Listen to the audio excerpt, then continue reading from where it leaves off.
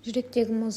Эсма жолда базардан келе жатып, дәмханада Асатты бір қызбен отқан жерінен көріп қалады. Эсма қастарына барып, «Бұнда не болып жатыр? Сен кімсің?» дейді.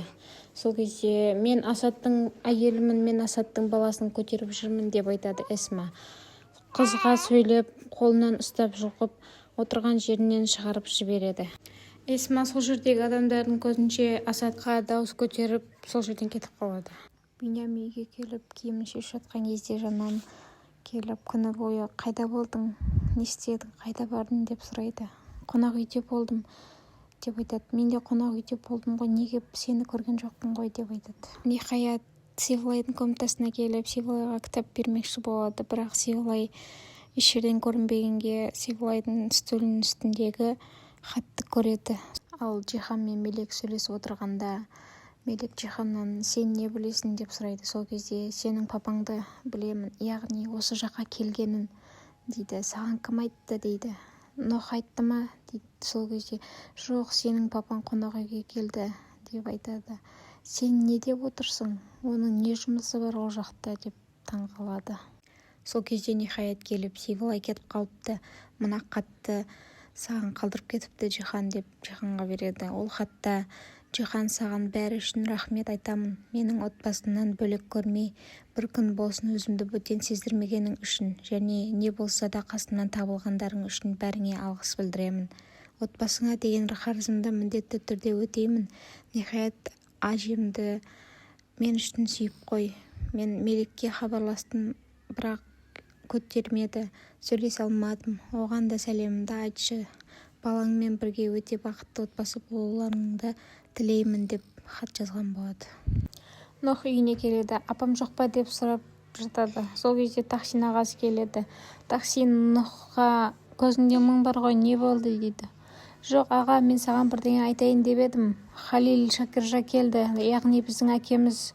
Біз Мелек екеумізде көрдік» деп айтады. «Таңғалмадың ба аға, не болды?» дейді. Сол кезде «Жоқ, қонақ үйге келді, сол кезде таңғалдым» деп айтады. «Қонақ үйге не үшін келді?» деп сұрайды Нох. «Менімен кездесуге келген екен. Халил қонақ үйге келіп, Сомру жайлы айтты. Сендерге ол өтірік айтқан мен жайлы» дейді. «Солай айтты» деп айтады. Джихан мен Мелек сөйлесіп отыр. Әкем анамның Тахсин ағамен сөйлескенін біліп қойыпты. Ол оның ойын осылай улап, анамды жалғыз қалдырғысы келеді. Яғни мақсаты сол, жаным. Қайдан білейін адам неге ондай нәрсе істегісі келетінін, неге Сомру тәтенің жақсылығын неге қаламайды, неге оған жамандық тілейді. Жылдардан кейін аяқ астынан алдына шыға салуы саған да ақымақтық сияқты көрінбей ме?» дейді Джихан.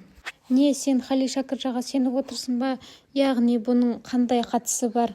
Мен ешкімнің тарапында ұстап жатқан жоқпын, жаным» дейді. «Қара, өкпелеу, ренжісу болмасын, егер қаласаң өз пікірімді айта аламын саған». «Жарайды» дейді Мелек. «Айтсам Сомру тәте мәжбүр болған, сендерді тастап кеткен» деп айтады. «Жарайды, мұның бәрін түсінемін, бірақ менің түсінбейтін бір ғана нәрсем бар. Білесің бе ол не? Қанша жыл бойы сіздерді қалай іздемеген, сендерді қалай ойындамаған. Міне мен осыны түсінбеймін. Мұны әрдайым айтып жүремін. Ал кейін барып әкеммен үйленген. Әкеммен ақша үшін емес пе? Ақша үшін үйленді» деп сөзге келіп қалады.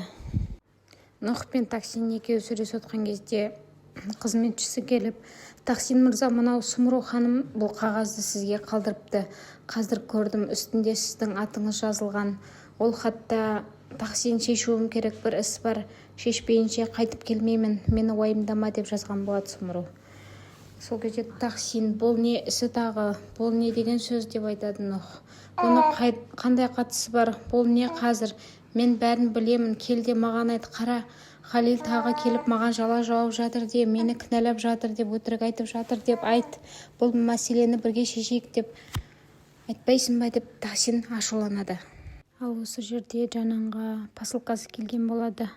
Сол кезде ақшасын Биньяминнің қалтасынан алып берейін деп жатқанда қызыл коробканы көріп қалады. Оның ішінде әшекей болады.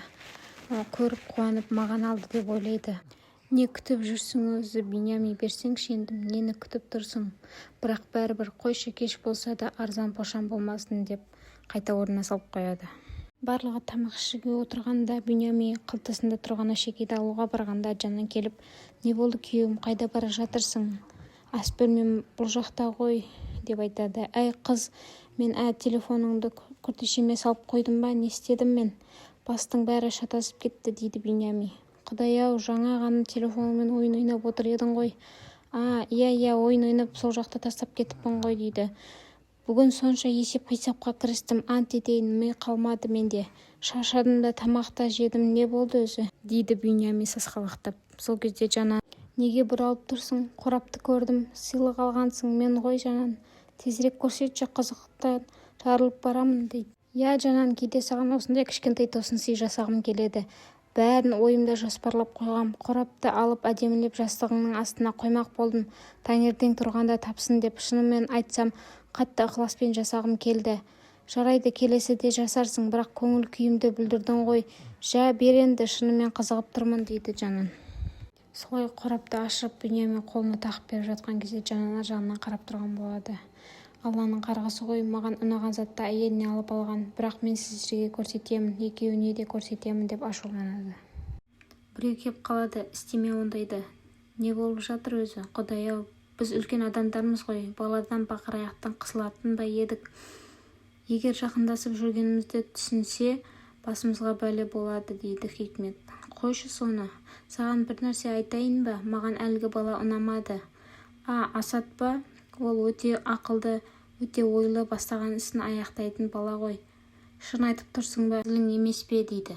Сол кезде Асад кіріп келеді. «Не болып жатыр, аға? Сен тәтемнің бөлмесіне орналастың ба?» дейді. «Жоқ, сені келеді деп жиналыс жасамақшы едік қой», деп жауап береді. Асад келіп: «Эсма бәрін біліп қойыпты. Менің ұрлатып жібергенімді біліп отыр. Қазір мені қорқытып жатыр және мұны Джиханға айтпақ». «Не біліп қояды? Құдай үшін, сен не істедің сонша? Оны сездіретіндей жоспар бар сияқты еді ғой», дейді Хикмет. Бірақ қыз естен танығандай ашуланды. «Түсіндің бе? Біздің аңқау Эсма шынында да қулыққа басты. Қайдағы айлакер, құдай үшін, көкем, бұл қыз сенің істегеніңді дәлелдей ала ма?» «Мәселе ол емес, негізгі сұрақ. Джихан осындай бір нәрсе естісе дәлел іздей ме?» «Мүлде іздемейді, оған бәрібір. Дәлел де күтпейді, тікелей жазалайды», дейді. «Онда не істейміз?» дейді. «Ештеңе істемейміз, жоспар сол қалпы жалғасады», дейді. «Бұл кімнің жоспары екен? Ешқайда кетуген жоқ. Сен сол ақшаны маған әкелесің, әр тиынын өз қолыма санап бересің, түсіндің бе?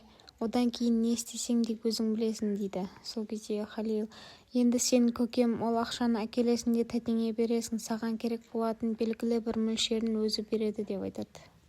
Солай Асад ол жақтан шығып кетіп, ақша жасырған жеріне барады. Сол жақтан ешкім көріп қоймады ма деп артына қарап жүргенде, алып шығып келатқанда Джихан келіп қалады. «Джихан, кел, не істеп жүрсің бұл жерде? Әкел бер сумканы», деп. «Джихан, сен мені дұрыс түсінбедің», дейді Асад. Қолындағы сумканы алып алады. Асад солай: «Джихан, мен саған барлығын түсіндіремін», деп тұрғанда полиция келіп Асадты алып кетеді. Сіздерге бүгінгі бөлімі ұнады деген ойдамын. Лайк басып тіркеліп алыңыздар. Келесі бөлімде қызықты жерлерін саламын.